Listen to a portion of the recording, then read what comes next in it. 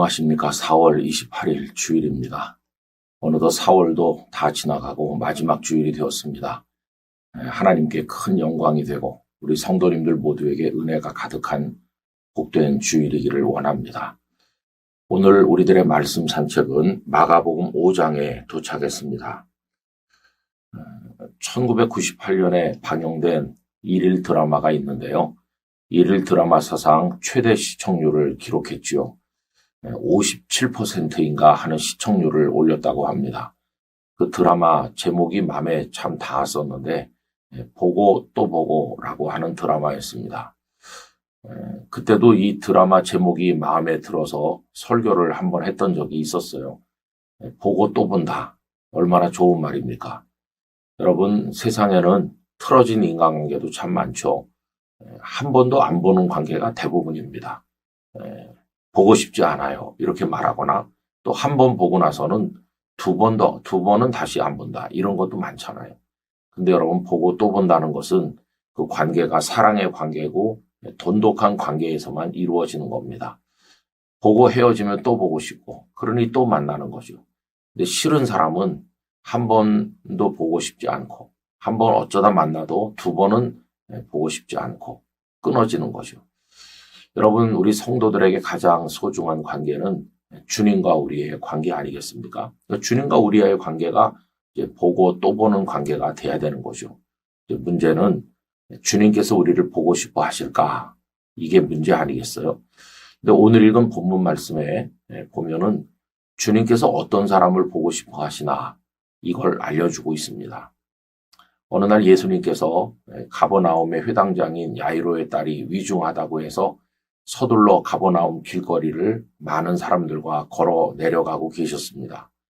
그때 혈루증을 12회나 앓던 여인이 와서 예수님의 옷자락에만 손을 대도 내 병이 나을 거야 하는 간절한 기대와 믿음을 가지고 그 많은 사람들을 뚫고 예수님 뒤로 와서 손을 내밀었죠. 예수님의 옷자락에 손을 대는 순간 그녀의 그 묵은 병이 깨끗하게 나았어요. 근데 그 다음에 오늘 우리가 묵상하려고 하는 말씀이 나오는데 32절입니다. 예수께서 이 일 행한 여자를 보려고 둘러보시니 라고 돼 있어요. 예수님께서 그 여인을 보고 싶어 하셨어요. 둘러보시는 겁니다. 누가 내 옷에 손을 대었느냐 하시면서 그 여자를 보려고 하셨어요. 다른 번역에서는 그 여자를 찾으려고 라고도 번역을 했는데 여러분, 오해는 하지 말아야 됩니다. 우리 주님께서는 모르시는 것이 없으신 분이기 때문에 그 여인이 누군지 정말 몰라서 알고 싶어서 그렇게 하신 것은 아닙니다. 이미 그 여인을 알고 계시죠. 그 여인이 어떻게 했는지도 다 알고 계시고 당신의 능력이 나가서 그 여인을 고쳤다는 것도 알고 계십니다. 그런데 왜 보고자 하셨을까요? 왜 찾으셨을까요? 첫째는 또 보고 싶은 겁니다. 그 여인을 앞에다 두고 보고 싶으신 거고, 두 번째로는 더 큰 은혜를 주시고자 함이었습니다. 그래서 여러분, 주님께서 보고 싶어하는 사람은 어떤 사람일까? 주님의 은혜를 사모하는 사람, 주님께로 나오는 사람, 주님께 손 내미는 사람, 주님을 간절히 갈망하는 사람, 그런 사람을 주님께서도 보고 싶어 하신다 하는 것을 알려주는 것이죠. 우리가 주님을 더 가까이 하고 주님과의 교제를 더 돈독하게 하려면 주님께 손을 내밀어야 돼요. 주님을 사모해야 됩니다. 그래서 주님, 저에게 은혜를 주십시오 라고 갈망할 때 주님께서 우리에게 큰 은혜와 복을 내려주실 것입니다. 영상을 함께 하시는 모든 성도들께서 우리 주님과 보고 또 보는 관계로, 보고 또 보는 것을 넘어서서 언제나 동행하는 관계로 주님 안에 살아가시기를 간절히 기원합니다. 존귀하신 아버지 하나님, 주님과 깊은 사귐이 있게 해주시기를 기도드립니다. 언제나 주님과 가까이 있게 하시고 보고 또 보고 교제하게 하시되 주님을 사모하고 은혜를 갈망하며 주님께로 나아가 손을 내미는 사람 되게 해 주옵소서. 오늘 저희들의 예배가 하나님께 큰 영광이 되며 저희의 가슴에 감동적인 은혜로 충만케 되는 그런 하루가 되게 하여 주옵소서. 예수님의 이름으로 기도하옵나이다. 아멘.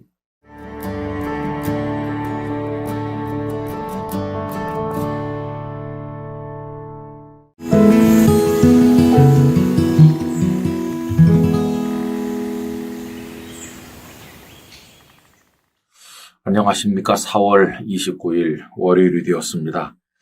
오늘 우리의 말씀 산책은 마가복음 6장 말씀이고요. 그 중에서 6절을 읽도록 하겠습니다. 그들이 믿지 않음을 이상히 여기셨더라. 이에 모든 촌에 두루 다니시며 가르치시더라. 아멘. 고향을 잃어버린 사람들을 실향민이라고 부릅니다. 6.25 전쟁으로 우리나라에도 많은 실향민들이 생겼죠. 고향을 잃어버린 사람들의 마음이 얼마나 안타까울지 우리가 짐작을 해볼 수가 있겠습니다. 여러분, 고향은 어떤 곳일까요? 고향은 우리를 반겨주는 사람들이 있는 곳, 이해해주는 사람들이 있는 곳, 안아주는 사람들이 있는 곳, 이제 그런 곳이 고향 아닙니까? 그런데 예수님께서도 어떤 의미로 고향을 잃어버린 실향민과 같으십니다. 예수님은 베들레헴에서 나셨고 또 헤롯의 칼을 피해서 애굽에 가서 사시다가 나사렛에 오셔서 메시아 사역을 시작할 때까지 쭉 사셨어요. 그래서 나사렛이 예수님의 고향이라고 할 수 있죠. 그리고 메시아 사역을 시작하신 무렵에는 이제 가버나움으로 옮겨서 가버나움이 예수님의 주요 활동 부대가 됐습니다. 마태복음 4장 13절에 보면 나사렛을 떠나 수불론과 납달리 지경 해변에 있는 가버나움에 가서 사시니라고 되어 있어요. 근데 이제 마가복음 6장은 이렇게 활동하시던 예수님께서 고향이라고 할 수 있는 나사렛에 가신 일을 이제 알려줍니다. 6장 1절 예수께서 거기를 떠나사 고향으로 가시니 제자들도 따르니라. 여기 나사렛으로 가시니라고 안 하고 아예 고향으로 가시니라고 했어요. 이 고향이라고 번역된 헬라어 파트리스는 파테르라는 단어에서 온 겁니다. 근데 파테르는 아버지를 말해요. 고향이 어떤 곳인가? 아버지 품 같은 곳이다. 아버지가 사랑해주고 안아주고 이렇게 하는 것처럼 고향은 우리들의 아버지의 품과 같은 거죠. 근데 참 이상하게 예수님께서 나사렛에 가셔서 말씀을 이렇게 가르치셨는데 나사렛 주민들은 예수님을 환영하지도 예수님을 이해하지도 않았습니다. 오히려 예수님을 배척하는 거예요. 믿지 않았어요. 그래서 그걸 참 이상하게 여기셨다. 이게 오늘 읽은 6절의 앞부분이 되겠습니다. 그들이 믿지 않음을 이상히 여기셨다. 그래서 나사렛이 고향인데 나사렛 사람들이 예수님을 배척했으니까 우리 예수님께서도 고향을 잃어버린 실향민과 같다는 말씀을 드리는 겁니다. 그리고 이제 6절 후반부에 보시면 이에 모든 촌에 두루 다니시며 가르치시더라. 여러분 참 이상한 일이죠. 고향 사람들이 예수님을 배척하니까 믿지 않으니까 예수님은 이제 나사렛이 아닌 다른 촌으로 두루 다니시면서 말씀을 전하신다는 거예요. 여러분 그러면 다른 촌 사람들은 예수님을 어떻게 맞이했나요? 베다니 사람들은 예수님을 열렬히 환영했습니다. 그래서 거기 베다니의 삼남매 나사로, 마리아, 마르다 얼마나 유명한 삼남매입니까? 이들은 열렬히 주님을 사랑했고 또 나병 환자였던 시몬은 예수님을 통해 고침받은 이후에 그 시몬의 집에서 예수님을 위해 잔치를 열지 않았습니까? 그러니까 베다니 사람들은 고향 사람들은 아니지만 고향 사람처럼 예수님을 환대했고 영접했어요. 그래서 이 베다니는 예수님에게 또 다른 고향같이 되었다는 것을 알 수 있습니다. 예수님의 고향은 어딘가? 예수님을 환영하고 사랑하는 사람들이 있는 곳은 예수님의 고향이라고 이야기할 수 있어요. 여러분 우리 영락교회 처음 이름이 베다니 전도교회 아닙니까? 베다니 전도교회 참 의미가 있잖아요. 예수님을 환영하고 예수님을 사랑하는 사람들이 있는 곳 그런 뜻이에요. 우리 영락교회 성도들의 마음이 예수님을 환영하고 사랑하는 마음이 있음으로써 그래서 예수님이 머무는 곳이 되시기를 간절히 바라는 것입니다. 그렇게 할 때 우리들이 주님을 기쁘시게 할 수 있고 주님의 영광을 찬송할 수 있게 될 줄로 믿습니다. 거룩하신 아버지 하나님, 예수님의 고향이었던 나사렛의 주민들은 예수님을 믿지도 않고 배척하였습니다. 그러나 오히려 다른 촌의 사람들은 예수님을 환영하였고 그 중에 베다니 마을이 있음을 저희들이 기억합니다. 원하옵건대 저희들도 베다니 사람들처럼 예수님을 환영하고 사랑하고 믿고 이해할 수 있도록 은혜를 주옵소서. 하나님께서 새롭게 허락하신 이 한 주간을 복되게 살도록 인도해 주옵소서. 예수님의 이름으로 기도드리옵나이다. 아멘.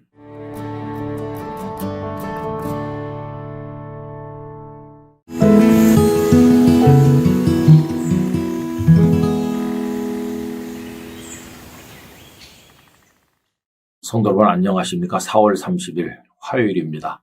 오늘도 주님 안에서 복된 하루 되시기를 바랍니다. 말씀 산책 오늘은 마가복음 7장 14절입니다. 무리를 다시 불러 이르시되 너희는 다 내 말을 듣고 깨달으라. 아멘. 옛날 동화책에서 이런 이야기를 읽었어요. 시골에 살던 쥐들이 주인의 마차에 숨어서 런던 여행을 하게 됐습니다. 가면서 이야기를 했죠. 런던에 가면 여왕님이 계시다는데 우리가 여왕님 궁궐을 좀 구경할 수 없을까?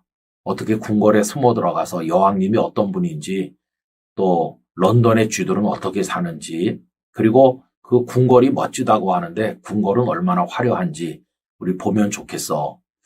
그런데 마침 주인의 마차가 궁으로 들어가는 마차였거든요. 그래서 이 시골 쥐들은 궁궐에 들어가는데 성공했어요. 그러면 이 시골 쥐들이 런던에, 그것도 여왕님의 궁궐에 와서 뭘 보았을까요? 그 이야기의 끝은 이래요. 시골 쥐들은 바닥에 떨어진 음식밖에는 보고 온 게 없다는 거예요. 일단 먹을 게 눈에 들어오니까 여왕님에게도 관심이 없고 궁궐도 관심이 없고 그냥 먹는 것만 쫓아다니다가 왔다 하는 웃지 못할 이야기였습니다. 여러분, 이 비슷한 일이 이제 성경에 나오는데 멀리 예루살렘에 있는 바리새인들, 서기관들이 갈릴리까지 와서 예수님을 보게 됐어요. 그 갈릴리에서 예루살렘까지 직선거리는 한 130km 정도 되니까 서울에서 대전 거리 정도 됩니다. 이거를 걸어서 온다면 여러 날 와야 되는 거잖아요. 그렇게 발품을 팔아서 힘들게 왔으면 예수님을 봐야 될 거 아닙니까? 예수님의 말씀을 듣고 예수님이 어떤 분인지를 만나야 되는 건데 정작 이 사람들은 와서 예수님을 보고 예수님을 이해한 게 아니에요. 제자들이 하는 것을 봤는데 손을 씻지 않고 음식을 먹거든요. 그걸 보고는 시비를 걸었어요. 우리는 깨끗하게 손을 씻고 음식을 먹는데 그게 장로의 유전인데 어떻게 당신 제자들은 손도 씻지 않고 먹느냐, 이렇게 시비를 하는 겁니다. 근데 여러분, 음식을 먹기 전에 손을 씻는 건 위생적으로 좋은 건데 정말 그 사람들이 깨끗하게 위생적으로 손을 씻은 건가? 그게 아니에요. 그냥 손가락만 담궜다 꺼내는 지극히 형식적인 건데 자기들은 그걸 한다면서 제자들이 그걸 하지 않는 걸 비난하는 거죠. 이렇게 시비를 하다 보니까 정작 만나야 될 예수님, 들어야 될 예수님의 말씀, 배워야 될 예수님의 그 풍성한 은혜의 세계를 그들은 하나도 보지를 못한 거예요. 엉뚱한 걸 보고 시비만 하다 돌아간 것을 볼 수가 있습니다. 답답한 마음에 예수님은 무리들에게 말씀하시잖아요. 무리를 다시 불러 이르시되 너희는 내 말을 듣고 깨달으라. 내게 오는 목적이 뭐냐? 내 말을 듣고 깨달아야지. 엉뚱한 거나 보고 시비 걸고 시험에 들어서 돌아가면 안 된다. 이게 주님의 말씀이었던 것이죠. 여러분, 우리가 교회 와서 배워야 될 분은 주님입니다. 들어야 될 것은 주님의 말씀입니다. 깨달아야 될 것은 주님의 사랑입니다. 통찰해야 될 것은 주님의 넓으신 은혜의 세계인 것이에요. 교회 와서 중요하지도 않은 거, 하찮은 거, 이런 것에 우리들의 마음이 꽂혀서 그런 것에 시험에 들어서는 안 되고 주님을 뵙고 주님의 은혜를 경험하는 거, 이게 주님께 오는 사람이 마땅히 해야 될 일인 것이에요. 이 영상을 함께하는 모든 분들이 언제나 주님을 보고 주님의 은혜를 얻고 주님 안에서 기뻐하며 살아가는 분들이 되시기를 간절히 바랍니다. 하나님 아버지, 정작 예루살렘에서 갈릴리까지 왔는데도 예수님을 배웠고 그 말씀, 그 은혜를 얻어야 되는데 제자들이 손을 씻지 않고 떡 먹는 것에 불만을 느끼고 비난만 하다가 돌아간 바리새인과 서기관들의 어리석은 모습을 봅니다. 주여, 저희들은 주님만을 보고 주님의 말씀만 듣고 주님을 깨닫고 주님의 은혜 가운데 거하게 하여 주시옵소서. 예수님 이름으로 기도하옵나이다. 아멘.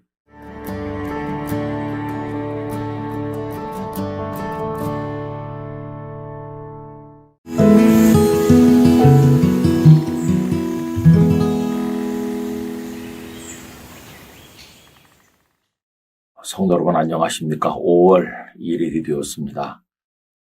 계절의 여왕이라고 하는 새로운 달인데요. 우리 성도님들 가정과 삶에 하나님의 평강이 함께 하시기를 바랍니다. 또 가정의 달이라고 하니까 우리 가족 한 사람 한 사람 소중히 여기면서 우리들의 가정이 믿음의 가정 되도록 하는 일에도 더 많은 기도를 드려야만 되겠습니다. 오늘 말씀 산책은 마가복음 8장에 도착합니다. 그 중에서 12절과 13절 두 절 말씀을 읽도록 하겠습니다.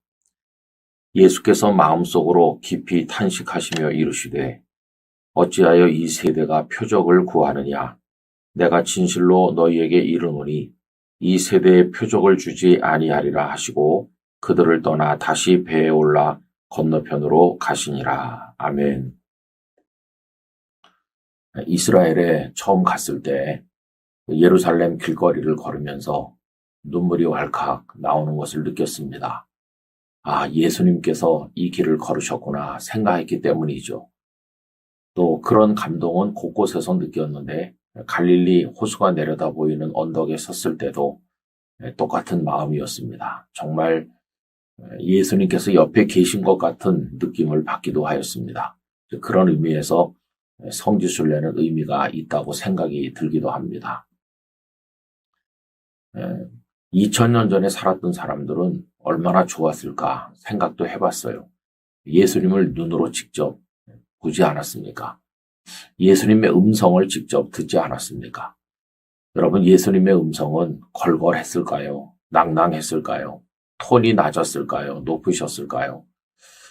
예수님의 눈매는 어떠셨을까요? 우리들은 알지 못하는데 그때 그 사람들은 예수님을 직접 보고 듣고 했으니 얼마나 좋았을까 생각을 해보기도 합니다. 그러나 복음서 말씀을 읽어보면 또 그런 생각은 무너질 때도 있어요. 왜냐하면 예수님을 직접 보면 뭐 하겠어요? 또 음성을 직접 들으면 뭐 하겠어요? 예수님을 대적하고 예수님의 마음에 고통을 안겨주기만 한다면 뭐 그 곁에 직접 있었다고 할지라도 결코 자랑스러운 건 아니지 않겠습니까? 오늘 본문에도 보면 바리새인들이 예수님을 깊이 탄식하게 만든 것을 볼 수 있습니다. 어느 날 바리새인들이 와서 예수님께 하늘로부터 오는 표적을 보여달라 요구했습니다. 하늘로부터 오는 표적이라는 것은 당신이 하나님이 보내서 온 사람이라는 증거를 대시오라는 말이죠. 예수님께서 하시는 말씀 자체가 그 증거고 얼마나 많은 능력과 기적을 행하셨습니까? 그런데도 이 사람들은 아직도 하늘로부터 오는 표적을 구하는 거죠. 여러분, 믿음은 우리가 예수님께 맞추는 거지 우리 기준에 예수님을 맞추시도록 요구하는 게 아닙니다. 그렇게 많은 능력과 이적을 행하셨는데도 왜 계속해서 표적을 요구했을까요? 그것은 자신들이 원하는 표적이 아니라고 생각했기 때문입니다. 이 사람들은 다윗과 솔로몬 시대 영광을 재현시켜 줄 수 있는 자기들 나름대로의 메시아 상이 있었어요. 그 메시아 상에 부합되지 않는다고 생각하니까 예수님을 배척한 겁니다. 그러니 당신이 정말 하나님이 보낸 메시아인지 우리가 생각하는 그 기준에 맞는지 증거를 보이라 이렇게 요구하는 거죠. 예수님은 깊이 탄식하셨어요. 오늘 본문에 보면 깊이 탄식하시며 라고 나오는데 이 단어는 신약 성경에 여기 딱 한 번 나옵니다. 그 뜻은 아주 깊은 데서부터 숨을 끌어올린다는 뜻이에요. 예수님의 고통이 얕은 고통이 아니고 깊은 고통이었다. 그거를 보여주고 있는 거죠. 여러분, 예수님을 깊이 탄식하게 만든 사람들은 율법에 무지한 사람들이 아니었어요. 이들은 바리새인들입니다. 율법을 깊이 연구하고 누구보다도 하나님에 대해서 잘 안다고 생각하는 사람들이에요. 그런 이들이 예수님을 영접했다면 얼마나 좋았을까요? 그러나 그들은 예수님을 깊이 탄식하게 만들었어요.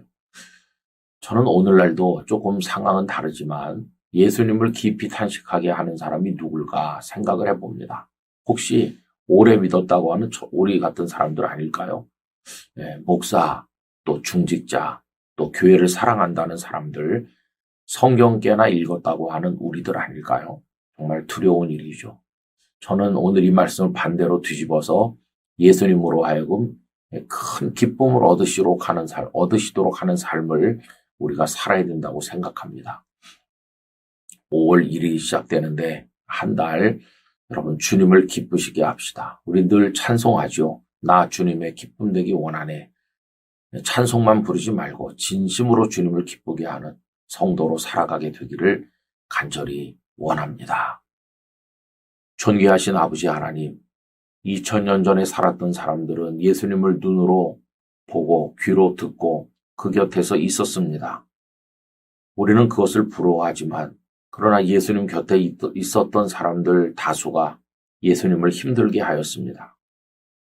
특별히 율법을 잘 알고 하나님을 경외한다고 하는 바리새인들이 예수님을 깊이 고통스럽게 만든 것을 봅니다.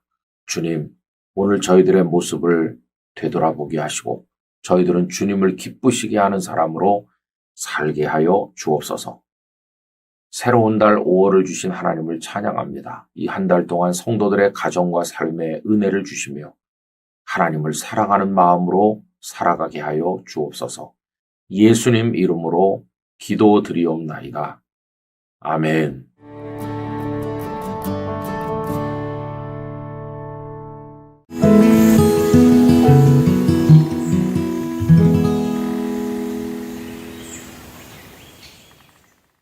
성도 여러분, 안녕하셨습니까? 5월 2일 목요일이 되었습니다. 오늘도 주님 안에서 복된 하루를 사시기를 바랍니다. 우리들의 말씀 산책이 마가복음 9장에 도착했습니다. 그 중에서 오늘은 8절을 같이 나누려고 합니다. 문득 둘러보니 아무도 보이지 아니하고 오직 예수와 자기들 뿐이었더라. 아멘. 예수님께서 베드로, 야고보, 요한을 데리시고 변화산에 올라가셨습니다. 이 세 제자는 변화산 위의 모습에 황홀해서 정신을 잃을 지경이었습니다. 베드로가 말을 했는데 자신이 무슨 말을 하는지도 잘 모를 정도였다고 했습니다. 그곳에는 모세와 엘리야가 나타나서 예수님의 순환에 관해 예수님과 대화를 하였죠. 여러분, 그런데 오늘 말씀은 순식간에 그 모든 것이 다 사라졌습니다. 엘리야도 모세도, 그리고 자신들과 예수님만 남아 계신 것을 보게 된 거죠. 그것이 오늘 읽은 말씀입니다. 문득 둘러보니 아무도 보이지 아니하고 오직 예수와 자기들 뿐이었더라. 여러분, 이 말씀이 모세와 엘리야가 더 이상 보이지 않아서 섭섭했다 하는 말씀일까요? 그렇지 않습니다. 모세와 엘리야가 1000명, 10,000명 있어도 예수님 한 분만은 못합니다. 다른 것들이 다 사라져도 예수님만 계시면 되는 것이고 예수님과 예수님과 우리만 함께 있으면 되는 거죠. 여러분, 이 말씀을 우리에게 적용해 봅시다. 언제나 우리에게는 일들이 많이 일어나고 많은 사람들이 우리 곁을 오가고 또 우리의 삶이 대단히 복잡합니다. 그런데 오히려 우리는 반대로 주님과 나만 남았다, 이런 경험을 잘 못해요. 주님과 나만 남는 게 아니라 주변에 뭐가 너무 많아요. 그래서 주님께 집중을 못하는 게 오히려 우리들의 문제라는 것을 알 수 있어요. 우리의 마음을 복잡하게 만드는 사람들을 떠나서 세상의 복잡한 일로부터 벗어나서 주님과 나만 있어서 주님을 집중하여 바라볼 수 있다면 얼마나 좋을까요? 초대교회 시절에 많은 사람들이 이것을 소원했습니다. 주님과 나만 함께 있었으면 이런 삶을 꿈꾸었어요.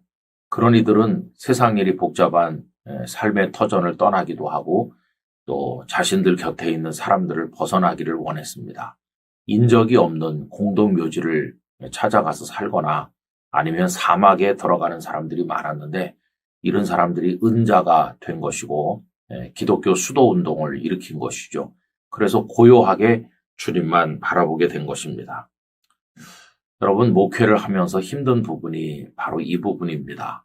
목사가 주님과 나만 이 공간과 시간을 가지기가 어려운 것입니다.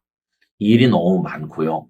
그리고 많은 사람들을 만나서 이런 일 저런 일을 의논하다 보니까 주님과 이 시간을 가지기가 참으로 어려운 거죠. 때로는 몸이 고단하고 힘들어도 안간힘을 쓰면서 새벽 기도회에 나오려고 애쓰는 이유가 여기 있습니다. 새벽 기도회에 나와서 기도를 드릴 때 그때는 주님과 나만의 공간과 시간이 되는 것이죠.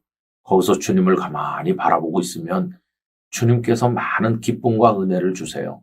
마치 꽃잎을 뿌려주시는 것처럼 하나님께서 은혜를, 기쁨을, 그리고 목회적 영감들을 쫙 뿌려주시고 여러 가지 일로 상처를 받고 찢겼던 마음을 싸매주시고 어지러졌던 책상을 정돈하듯이 깔끔하고 깨끗하게 하나님께서 치우도록 도와주시는 것을 보게 됩니다. 그래서 여러분, 주님과 나만 함께 있다. 이거를 늘 바라보고 누리시기를 바랍니다. 저는 에녹이 하나님과 동행하였다고 하는 말씀이 바로 그런 말씀일 거라고 생각합니다. 그래서 복잡한 도시 생활 속에 분주하시지만 주님과 성도님들 한 분 한 분이 깊은 영적 데이트를 즐기시게 되길 바라고 주님으로부터 얻는 기쁨과 감사가 가득하기를 간절히 소망합니다. 오 사랑이 많으신 아버지 하나님이시여, 세상에 많은 일들이 저희들을 잡아당기고 있으며 많은 사람들과의 관계가 저희 마음을 복잡하게 만들고 있습니다. 원하옵건대 저희들로 하여금 주님과 함께 있는 시간과 공간이 많아지게 하셔서 그 무엇에 의해서도 방해받지 않고 주님께만 집중할 수 있게 하심으로 주님께서 주시는 놀라운 은혜와 행복을 맛보게 만들어 주시옵소서. 예수님 이름으로 기도하옵나이다. 아멘.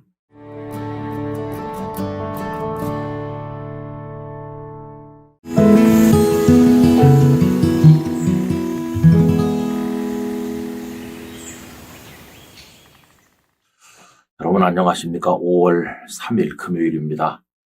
오늘 우리 말씀 산책이 마가복음 10장에 도착했습니다. 그 중에서 17절 말씀을 읽도록 하겠습니다. 예수께서 길에 나가실새 한 사람이 달려와서 꿇어 앉아 묻자오되 선한 선생님이여 내가 무엇을 하여야 영생을 얻으리까? 어떤 사람이 예수님께 왔습니다. 그런데 예수님께 보인 이 사람의 반응이 대단히 파격적입니다.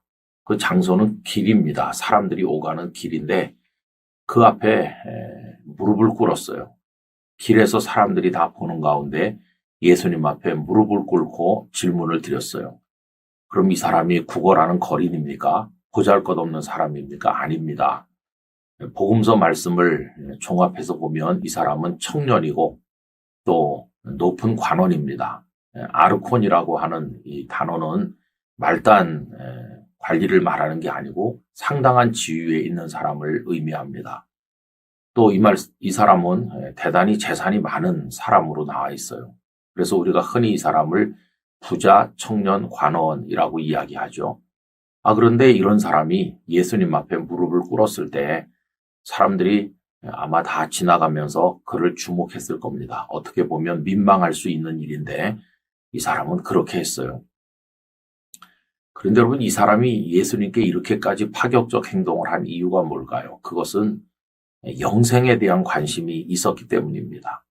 아까 읽은 말씀 가운데 이 사람의 질문이 이렇죠. 내가 무엇을 하여야 영생을 얻으리까?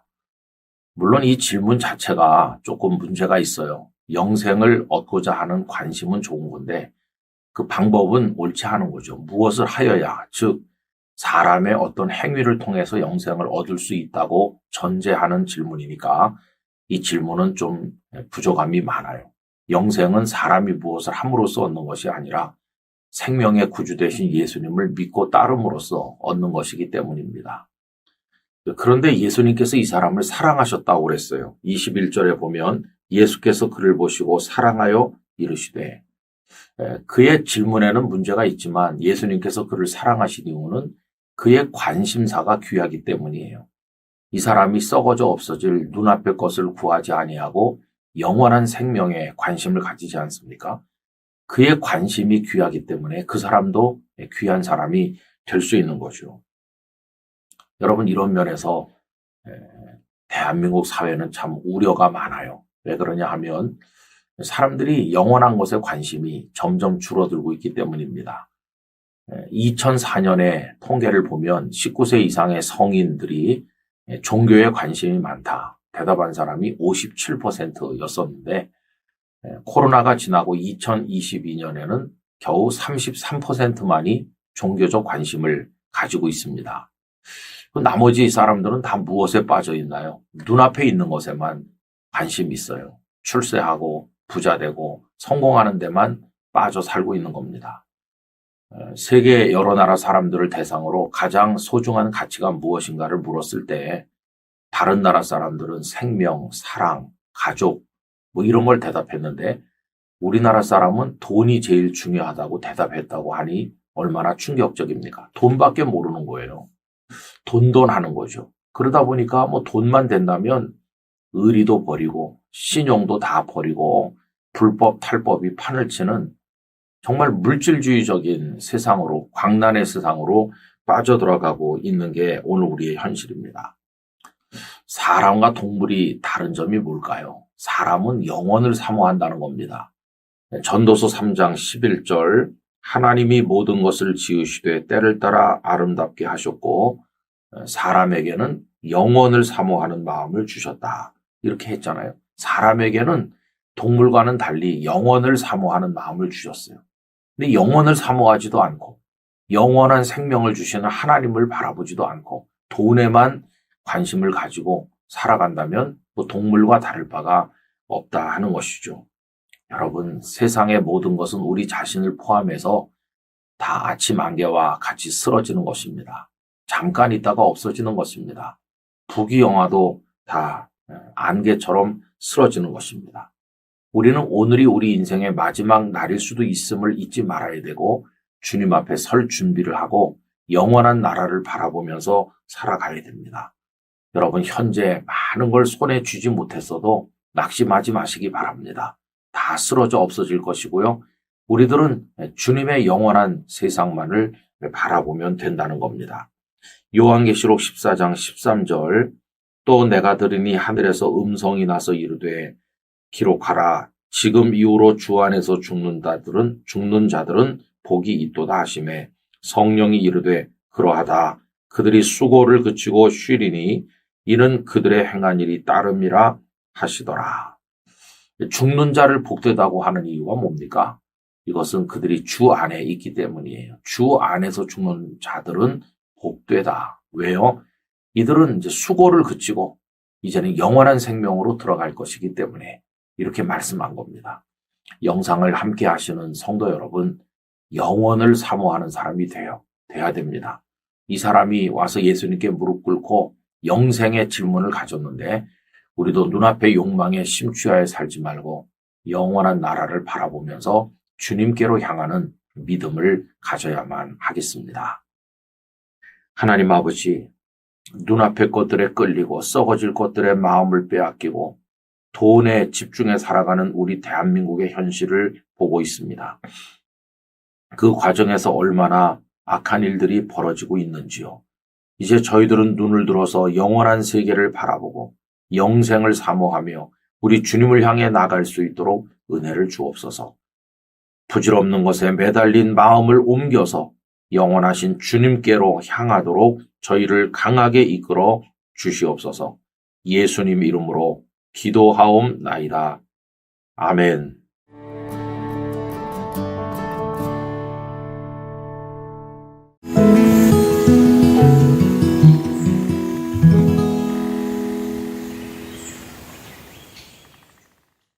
성도 여러분 안녕하십니까? 5월 4일 토요일입니다. 내일은 5월의 첫 주일이고 또 어린이 주일이기도 합니다.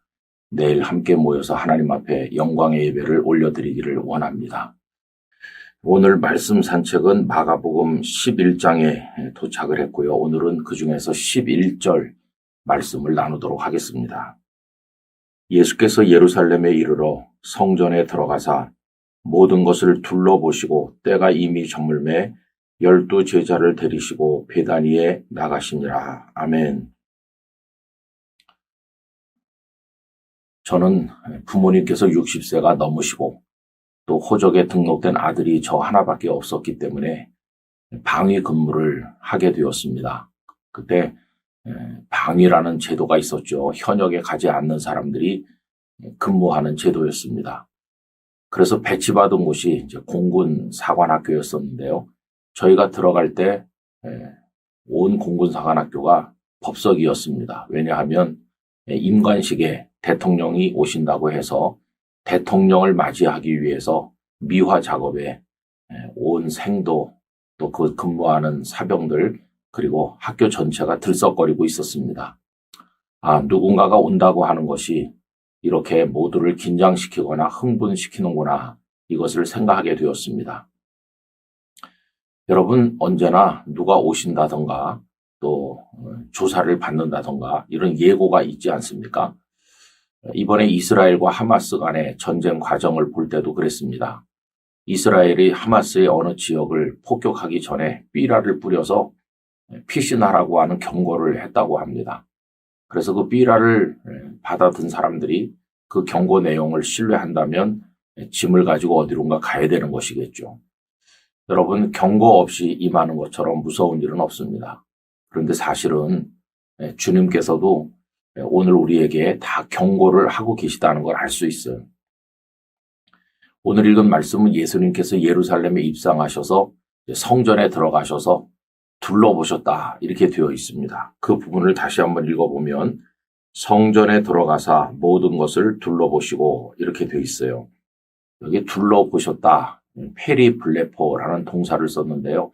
두루두루 살피는 겁니다. 마치 시차를 나온 누군가처럼 이렇게 둘러보는 거예요. 둘러보면 뭔가가 보일 거 아니겠어요? 이게 이렇게 문제가 많구나. 다 들어오실 거예요.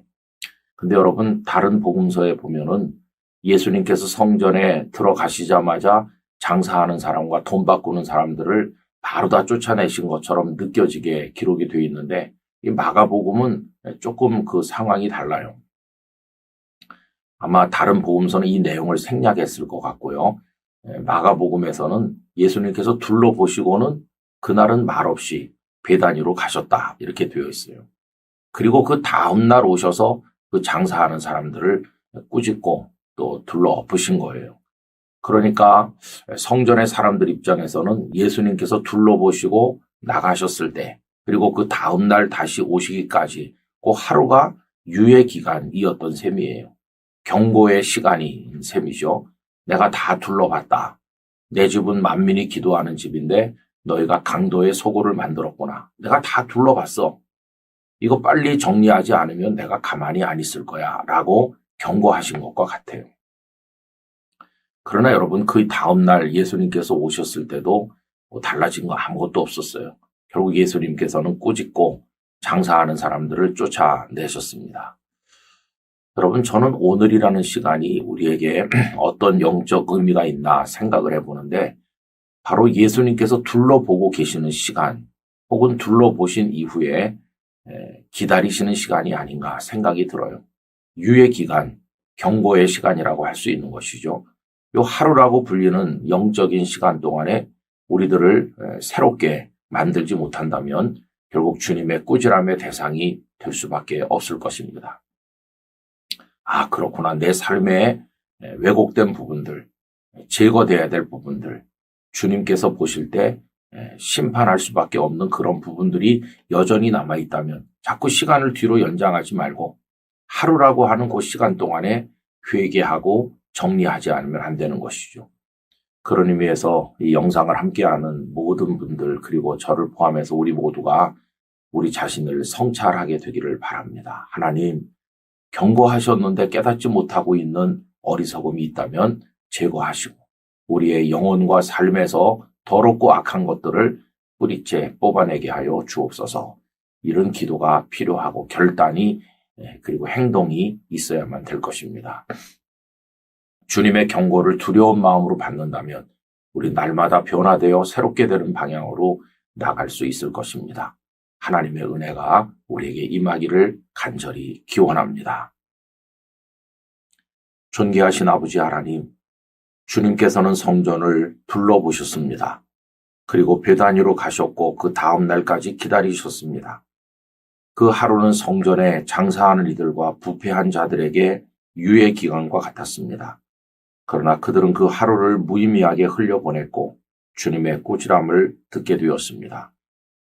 이미 주님께서 저희를 둘러보시고 시간을 주시며 기다리고 계신 것은 아닌지 두렵습니다.